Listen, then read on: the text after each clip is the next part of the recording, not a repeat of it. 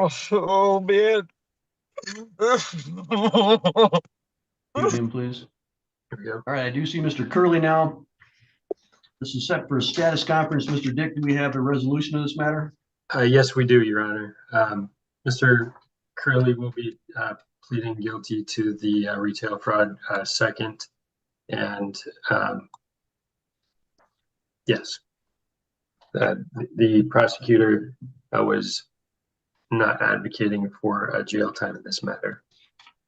Is that an accurate statement of the agreement, Mr. Fortier? It is, Your Honor.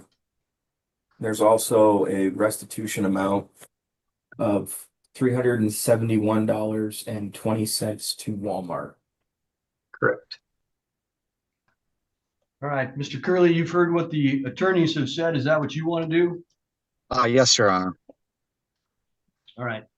The original charge was retail fraud in the second degree, so the prosecutor is asking that you plead as charged to that. That is a misdemeanor offense. It has a maximum penalty of 1 year and or I believe a $2,000 fine. In exchange for that, the prosecutor is not going to recommend any jail in this particular case. Is that your understanding of the deal? Yes, Your Honor, it is. All right. In order to take that deal, you'd have to give up what are known as your trial rights. So let me tell you what those rights are so that you can make an informed decision. Do you have any questions about any of those rights? I do not, Your Honor. All right. Knowing all of that, do you... All right, folks, buckle up because today's case dives into the complicated world of repeat offenders, restitution, and courtroom drama that's as real as it gets. Mr. Curley finds himself back in court, facing retail fraud charges at Walmart, not just any crime, but a pattern spanning years, complicated by past convictions and a struggle with addiction. We'll break down every twist, from plea agreements to emotional allocutions, and the human story behind the crime. Stick around because the judge's decisions, the restitution amounts, and Mr. Curley's personal admissions are going to keep you on the edge of your seat. Still wish to enter a plea today? Yes, I do, Your Honor. All right. I need to take some testimony from you, so would you raise your right hand so I can swear you in? Charge against you reads as follows. It says that on or about June 16th of 2025, within the city of Gaylord and Otsego County at the Walmart located at 950 Edelweiss Village Parkway, that you did commit the act of retail fraud in the second degree, in that you did, while the store was open to the public, steal property that was offered for sale there of a value over $200 but less than $1,000. Is that what you did? Yes, Your Honor. I'm ashamed to say it, but the items were basic household items, some disinfectant, cleaner, antibacterial, laundry detergent pods, and children's, well, girls' sandals. All right. You believe that those added up to more than $200? No, there was other items that were included on behalf of Walmart from previous times on different dates that I am aware of, obviously. Just not. All right. So all within a year's period of time? Yeah, I'd say with a couple months. All right. Thank you. Any additional factual basis questions from either of the attorneys? No, Your Honor. No, Your Honor. I will accept the plea entered by Mr. Curley. I do find it was knowingly, intelligently, and voluntarily given. He did admit the elements of retail fraud in the second degree, indicating that he stole items offered for sale while Walmart was open to the public, and that was the Walmart that was here in Otsego County, that the value was over $200 in total from all of his thefts from Walmart. So I do believe that that was a proper plea, and we'll accept it. All right, Mr. Curley, what I'm going to do as for sentencing is I'm going to give each of the attorneys an opportunity to tell me what they think a proper sentence would be. And then I'm also going to give you an opportunity to address me at the end so that you can hear what they have to say first. Mr. Fortier, go ahead. Your Honor, naturally here, the most important thing that we're concerned about is the restitution to Walmart, which I've already given to the court. So outside of that, I would leave any sentence up to the court.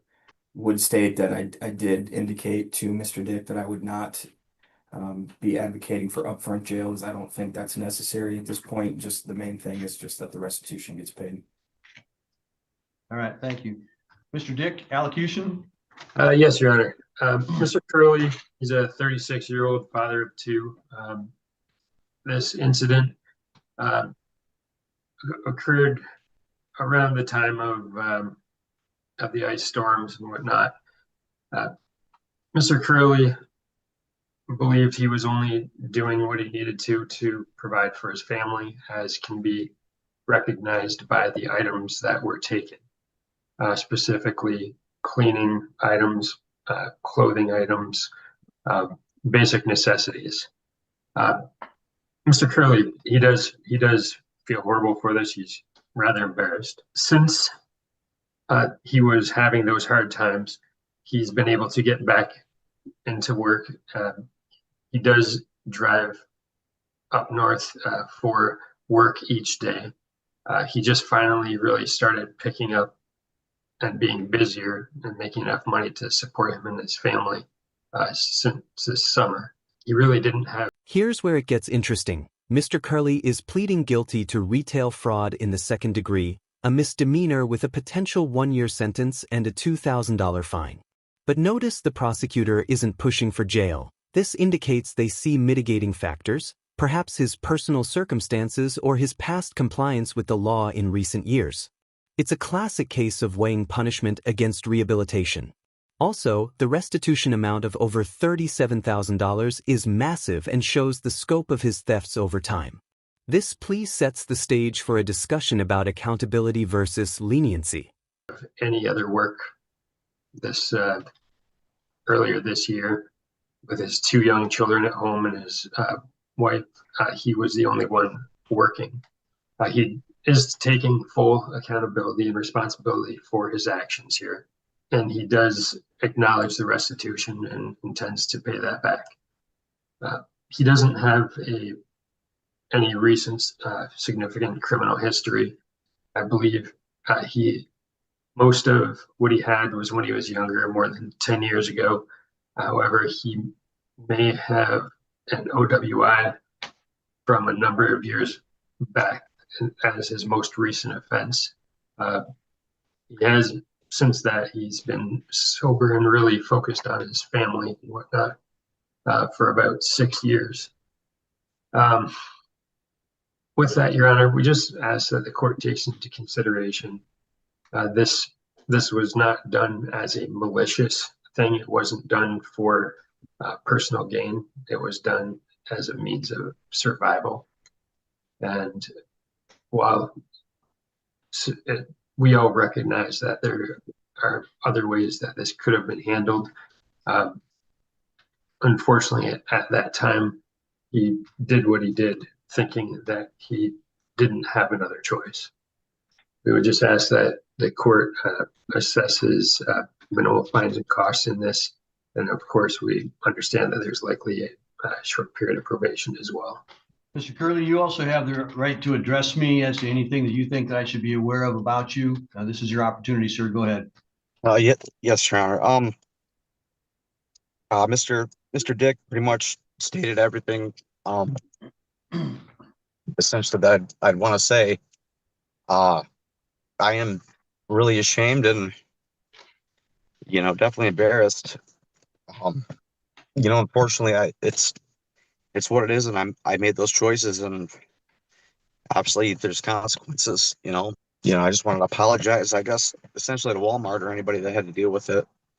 The courts as well. All I can do is just move forward and obviously make better choices. Beyond that, like I said, Mr. Dick pretty much stated everything, and I just obviously want to move forward and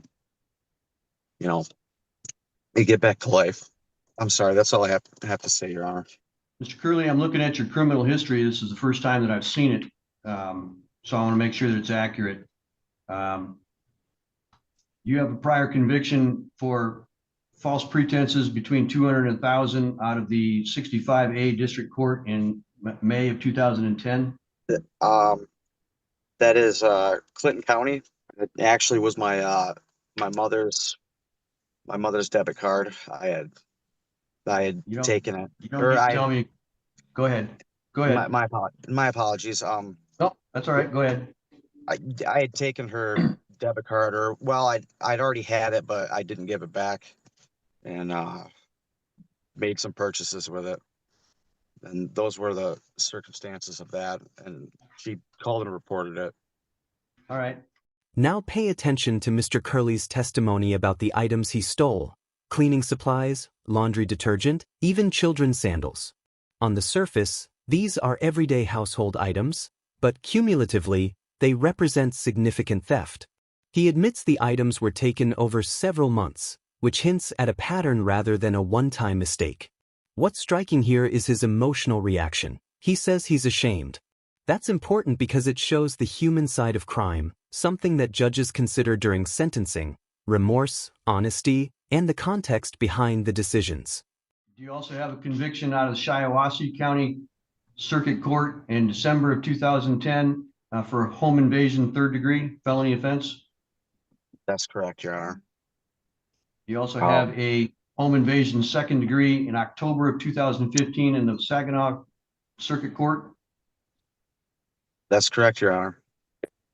You also have a misdemeanor attempted retail fraud, 3rd degree out of the Shiawassee District Court in February of 2012. Yeah, I recall, Your Honor. You also have a conviction for financial transaction So, device Ranger. stealing or retaining in August of 2015 in the Otsego County Circuit Court.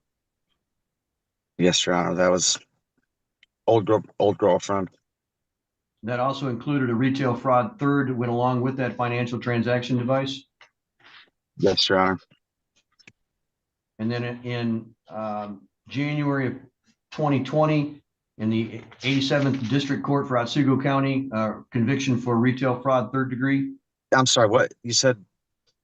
What year January was that? 30th of January 30th of 2020 in this court, conviction for retail fraud in 3rd degree. Oh, yep, I do, from Walmart. All right. And then June 11th of 2020, another retail fraud, 2nd degree in this same court. I honestly, I don't recall. I don't recall that one, Your Honor. I know there was an incident. This is before I got sober, when I was still drinking, and most, if not all of these, are attributed to choices I was making when I was drinking, of course, which doesn't excuse anything. But I had started drinking a bottle of wine inside the store, and I left with it. It was, I think, the circumstances of that, and I mean, honestly, I was intoxicated and vaguely remember most of it, but yeah, drinking was a huge problem for me. What have you In the done home, since then? What have you done since then about that? I've been sober 6 years from alcohol. I did have the driving impaired 2020, 22, 21, 21. This says March, you were arrested in March of 23 and pled 23, sentence in October of 23. Yes, I had taken too much. Here comes the courtroom drama. The attorneys make their arguments for sentencing. Mr. Fourier emphasizes restitution and downplays the need for jail time, while Mr. Dick paints a vivid picture of Mr. Curley's struggles: ice storms, financial stress, family responsibilities. This is a classic plea for leniency based on life circumstances. What's key here is that while the legal system seeks accountability, it also weighs intent and context. The court must balance deterrence with compassion. Notice how every word is strategically used to humanize Mr. Curley without excusing the crime. This is high-stakes legal storytelling. Medication, pharmaceutical for anxiety, and I had got in a confrontation with a tow truck driver during some bad weather. I was stuck in the ditch, and unfortunately that led to police obviously worried about my uh, ability to drive. And I told them. Um, Beyond that, I mean, I've definitely made some poor choices, Your Honor. The home invasions, all people I knew, family, old girlfriend, and just went about things the wrong way and made some bad choices. I lived kind of a rough lifestyle growing up, and I'm originally from downstate in the Flint Owasso area, Shiawassee, Genesee County. Um, like I said, made some bad, poor choices when I was really young, and didn't really understand the severity of it until, I mean, well, it catches up with you and it follows you, and another bad choice will only make it worse. I mean, the last thing I want to be involved in is the courts and anything like that. And I thought those days were over, and I've really got to make the right choices. I've really got to I mean, I know right from wrong. I know what is and what isn't. Like I said, Your Honor, I just want to move forward and just hopefully move past this and get on to better things. Mr. Dick, is there anything else that you want to say on your client's behalf? Well, Your Honor, just like I know he acknowledges the fact that he had the previous charges and whatnot, or convictions and whatnot. I just do want to reiterate that they are, for the most part, they're a little bit older. He's been keeping his nose clean aside from that OWI. I'm not going to follow the prosecutor's recommendation in this case. Even euphemistically, Mr. Curley has not kept his nose clean. He's had 15 straight years of involvement with the court system. He has multiple misdemeanors for the exact same charge that he's done this time.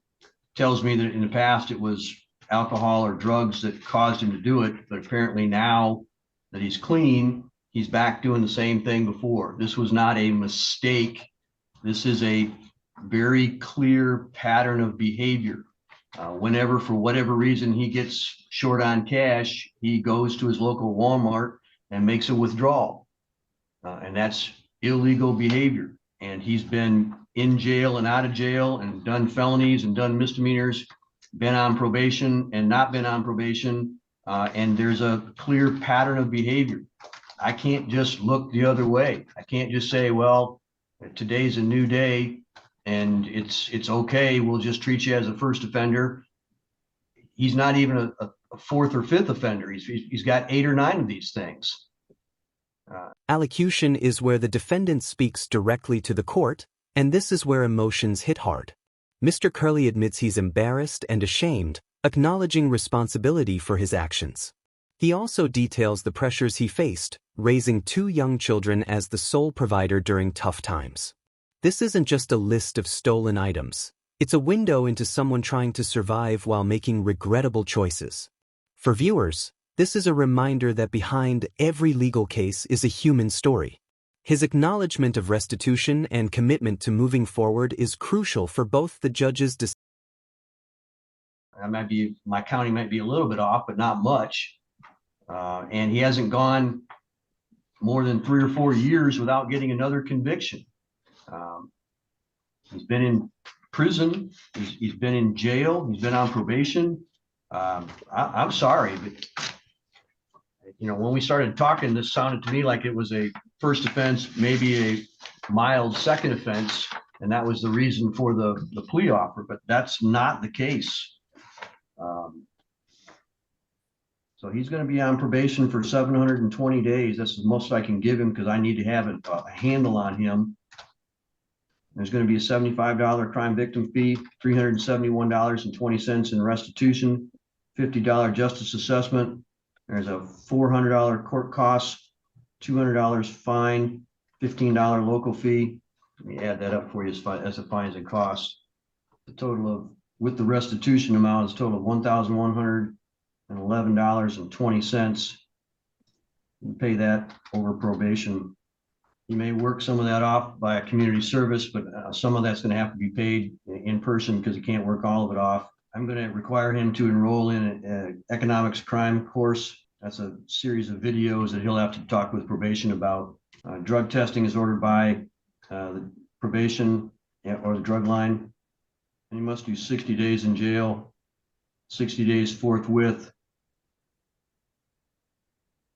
Here at the Otsego County Jail today at 6 p.m.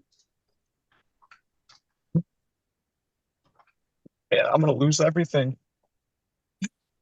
That's your own fault, sir. Your Honor, I need this job. What you I need to know do I'm- is stop stealing from your community. I know, Your Honor. I take full accountability, but if I go to jail, I'm seriously gonna lose This is everything. part of that full accountability, sir. 60 days in jail is not the most that I could give you. You're lucky I Well, only I did know. that. My wife just had surgery, Your Honor.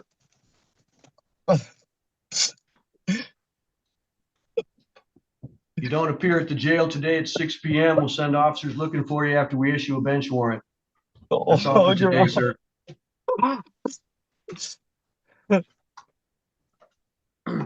Oh man. Mute him, please. Next case is State of Michigan versus Jonathan Bowers. File 25-43858-SM, set for sentencing. James Dick